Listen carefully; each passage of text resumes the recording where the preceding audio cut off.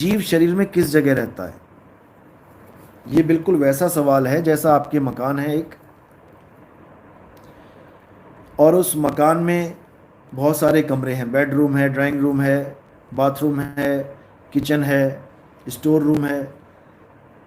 अब तुमसे ये पूछा जाए कि तुम कहाँ रहते हो इस मकान में, तो जवाब क्या होगा? कि जब जहाँ पे जरूरत होती है मैं उस रूम में चला जाता हूँ। ऐसे ही इस पूरी बॉडी में जो सुरत रूपी जीव है उसके कई स्थान है रहने के। आप सुबह उठते हो तो वॉशरूम में भी जाते हो, आप खाना बनाने के लिए किचन में भी जाते हो, आप ड्राइंग रूम में भी जाते हो, आप स्टोर रूम में भी चले जाते हो, और आप बेडरूम में भी जाते हो। कोई एक स्थायी जगह नहीं है जहां पे आप विराजमान हो। इसी प्रकार सुरत की अवस्थाएं बदलती रहती हैं। जागृत अवस्था में ये आंखों में होता है, स्वप्न अवस्था में ये कंठ में चला जाता है, उसके बाद सुषुप्ति, तुरिया, तुरियातीत में इसकी इसके स्थान बदल जाता है, सुरत का स्थान बदल जाता है।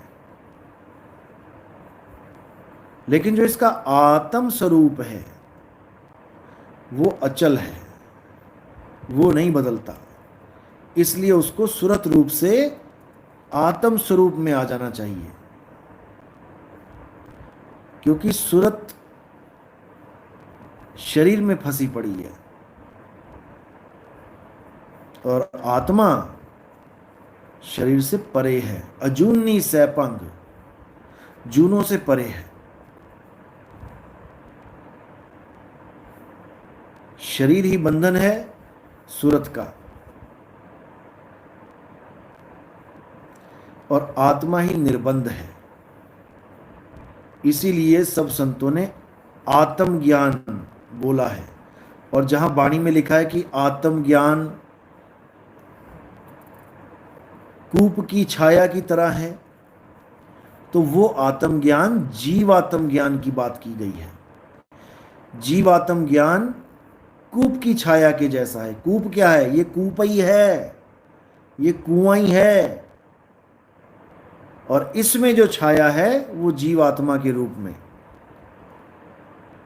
और कुएं से बाहर समुंदर है। इसलिए कुएं का मेंढक वो है जो जीवात्मा को सत्य मान के बैठा है, जो कभी त्रिकुटी में ध्यान लगाने लग जाता है, जो कभी कंठ में ध्यान लगाता है, कभी नाभि में ध्यान लगाता है, कभी हृदय में ध्यान लगाता है। वो है कूप की छाया। और जो असली है वो बाहर का खेल है, अजूनी, जूनों से रहित। भाई ऐसे खतरनाक सवाल मत पूछो कि मुझे भी सोचना पड़ जाए कि उत्तर देना है कि नहीं। रचना: गुरुजी आप हर किसी को रोक सकते हो, सिर्फ गुरु बनने नहीं आए हो, आप अज्ञान की छाती फाड़कर उखाड़ने के लिए आए हो। जय हो मेरे मालिक बंदी छोड़ के। ये काम तो परमात्मा का है जो मेरे सिर पे ताज रख दिया। ये परमात्मा कहते हैं कि जब हम आएंगे तेरे में पंथ हम ही चले आए, सब पंथ मेट के एक पंथ चलाएं। ये परमात्मा की वाणी है, नितिन दास की वाणी नहीं है।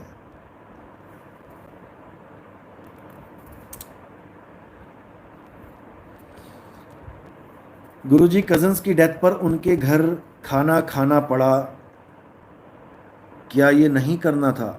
नहीं, ऐसा बिल्कुल नहीं है। अगर आप किसी की शादी में भी जाते हो या किसी के मरग पे जाते हो, मृत्यु पे जाते हो, तो अपना खाना घर से थोड़ी नहीं पैक करा के लेके जाओगे, या वहाँ जाके ढाबा ढूंढोगे कि ढाबे में खाना खाऊं। भाई जिसके घर हम जाते हैं वही हमारे खाने पीने का इंतजाम करता है। जब संत महात्मा सत्संग करने जाते होते थे, जो भी सत्संग करवाता था, जो अपने घर में बुलाता था, वही भोजन का इंतजाम करता था। तो किसी की मृत्यु हो गई है तो वहां जाकर भोजन करने में कोई बुराई नहीं है, लेकिन तुम अगर उसको एक पूजा पाठ का वो बना दो कि आज जी 13वीं है, आज जी मृत भोज है, वो चीज़ें नहीं खानी होती हैं। गीता के अनुसार भी ये चीज़ें नहीं खानी हैं और कबीर साहब के अनुसार भी नहीं खानी है। आप नॉर्मल भोजन आटा समझ के, दाल समझ के कर सकते हो उनके घर पे, कोई दिक्कत नहीं है। मैंने पहले भी कई बार बोला है कि हम लोग किसी के यहाँ जाते हैं, किसी की मृत्यु हो गई है, जवान लड़के की, कमाने वाला एक ही था और वो चला गया, तो हमें कुछ ना कुछ उसको सपोर्ट करनी चाहिए। केवल खाने ही नहीं चले जाना वहाँ पे कि एक तो वैसे ही आमदनी ख़त्म हो गई आना, ऊपर से कर्जा लेके तुम्हें वो खिलाए पूरे गांव को। ये बिल्कुल गलत है, ये कुरीति है। इसको समाप्त भी किया गया है, कई जगह बैन लग गया इसके ऊपर।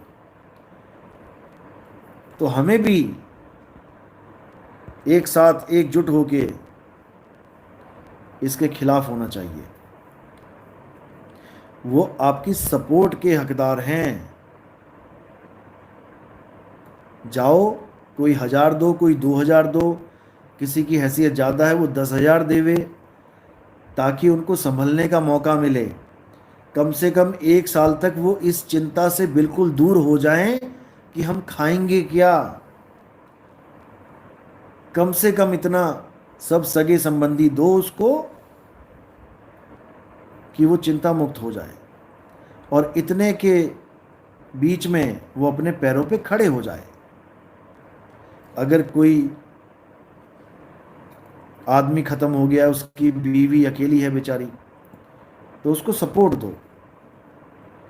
बूढ़े माँ बाप हैं, लड़का ख़त्म हो गया, कमाऊ पुत्र, उनको सपोर्ट दो। अगर वो अमीर लोग हैं फिर भी ज़रूरत ही नहीं, लेकिन अगर गरीब हैं और कमाई का जरिया नहीं है तो आपको सपोर्ट देनी चाहिए, ना कि रीति रिवाज बनाने चाहिए कि तुम पूरे गांव को मृत भोज कराओ। जब कोरोना चल रहा था तो कोई ना बोला मृत भोज कराओ, किसी को कोई दिक्कत नहीं थी। कितनी लाशें आई, कितनी बिना जलाए इलेक्ट्रॉनिक बटन दबा के जयराम जी की करवा दी। वहाँ तो कोई ना बोला, कोई मंत्र ना पढ़े। मेरे दादा परदादा, मेरे पिताजी स्वर्ग पहुँचेंगे कि नहीं पहुँचेंगे बिना मंत्रों के, वहाँ तो कोई ना बोला। कोई पंडित जी ना गया वहाँ मंत्र मारने। जो अब माहौल ठीक हो गया तो फिर वही शुरू हो गया काम। अभी परसों मैं सत्संग कर रहा था वहाँ पे, अभी ताज़ा ताज़ा नाम दीक्षा ली एक लेडीज़ ने, और पूछती है गुरुजी करवा चौथ रख सकते हैं क्या। मैंने कहा बिल्कुल रख सकते हैं, लेकिन उसका कारण तो बताओ, क्या कारण है। तो कहती जी, कहते हैं पति की उम्र लंबी हो जाती है। मैंने कहा ठीक है, आप एक काम करो, करवा चौथ जिस दिन होगा, करवा चौथ वाले दिन और उसके अगले दिन आप किसी बड़े हॉस्पिटल के आगे जाके खड़े हो जाना, इमरजेंसी वार्ड में। दिल्ली में हो तो दिल्ली चले जाओ, मुरादाबाद में हो मुरादाबाद में चले जाओ, बम्बई में हो तो बम्बई चले जाओ, और वहाँ पे जितनी भी लाशें निकल रही हों उनकी घरवालियों से बस तुम एक सवाल पूछ लेना कि बहना तूने करवा चौथ रखा था कि नहीं रखा था, क्यों नहीं रखा। तेरा पति खत्म हो गया, वो कहेगी अरे रखा हुआ था, पूरा निभाया मैंने। लेकिन जिसने जाना है वो तुम्हारे करवा चौथ के चक्कर में नहीं रहेगा। वो कि तुमने करवा चौथ रख दिया, सुरक्षा कवच लगा दिया, अब मृत्यु नहीं आएगी। चकनाचूर हो जाएंगे तुम्हारे ऐसे व्रत जब काल आता है। कुछ नहीं देखता वो।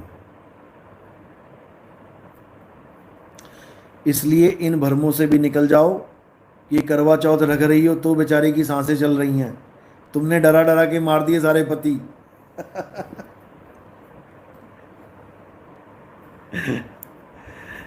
मुसलमान लेडीज कभी करवा चौथ नहीं रखती, फिर तो सबको टपक जाना चाहिए था।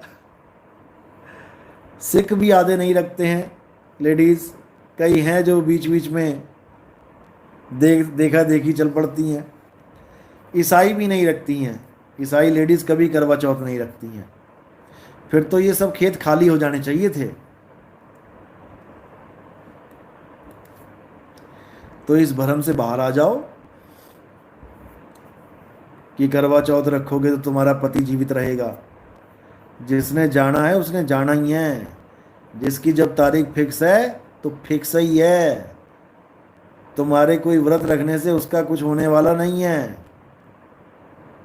भूल जाओ इस बात को। और जो लोग ये सोचते हैं कि शादियां गुण मिला के करवाई जाएं तो सफल हो जाती हैं, इस भ्रम से तुम भी निकल जाओ। जाओ किसी कोर्ट में, और जितने भी वहाँ पर तलाक के फॉर्म भरे गए हैं, केस लगे हुए हैं, उन लोगों से पूछो क्या तुमने जन्मपत्रियां मिलवाई थी, तुमने गुण मिलवाए थे? अगर मिलवाए थे और तलाक हो रहे हैं तो मिलवाने का फायदा क्या हुआ, मुझे ये बता दो। फायदा क्या हुआ? कोई कंपनी अपना माल बेचती है तो वो ये कहती है, मान के चलो कोई कोई सप्लीमेंट है, तो वो ये कह के बेचती है कि अगर हमारे सप्लीमेंट आप खाओगे तो आपको बीपी नहीं होगा, आपको हार्ट अटैक नहीं आ सकता। इतने कॉन्फिडेंस के साथ बेचती हैं क्योंकि उन्होंने प्रैक्टिकल कर रखा है। और जो पंडित जी बेच रहे हैं कि भैया गुण मिलवाओ नहीं तो ऐसा हो जाएगा वैसा हो जाएगा, तुम्हारे में डर डाल दिया, डर के मारे तुम गुण मिलवा रहे हो, और गुण मिलने के बाद भी तुम्हें तलाक का मुंह देखना पड़ रहा है, तो क्या फायदा हुआ ऐसा प्रोडक्ट लेने का जिसको लेने के बाद भी तुम्हें हार्ट अटैक आ रहा है? और जो कंपनी प्रोडक्ट बेच रही है, पंडित जी, वो लिख के तुम्हें कुछ नहीं दे रहा कि मैंने गुण मिलाए हैं, अगर तुम्हारी शादी में 1 साल तक कोई विघ्न पड़ता है तो मैं 5 गुना जितनी मेरी फीस लगी है 5 गुना वापस करूंगा, मैं धारक को ये वादा देता हूं।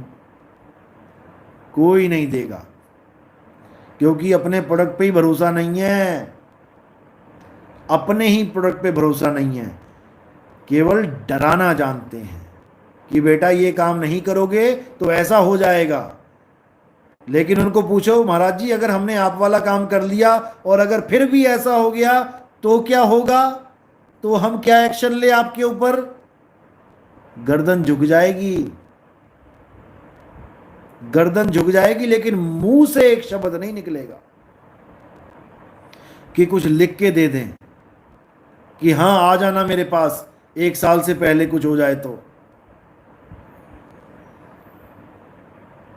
क्योंकि उनको खुद अपने पे भरोसा नहीं है, अपनी गणित पे भरोसा नहीं है। ये बिजनेस केवल डर का है। अच्छे अच्छे रिश्ते निकल जाते हैं हाथ से केवल जन्म पत्री ना मिलने के कारण, और 50 रिश्ते निकल जाते हैं, उसके बाद जो रिश्ता मिलता है जन्म पत्री मेल के, वो 3 महीना भी ना चलता।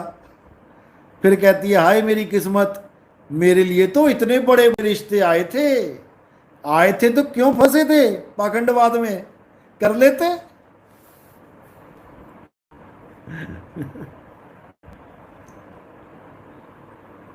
तो भाई ये खेल तो ऐसे ही चलता रहता है।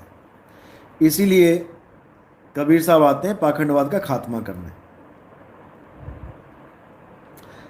खात्मा तब होता है जब आप विवेकी बन जाते हो। अगर आप विवेकी नहीं हो तो बड़े बड़े आए बड़े बड़े चले गए, कोई फर्क नहीं पड़ता।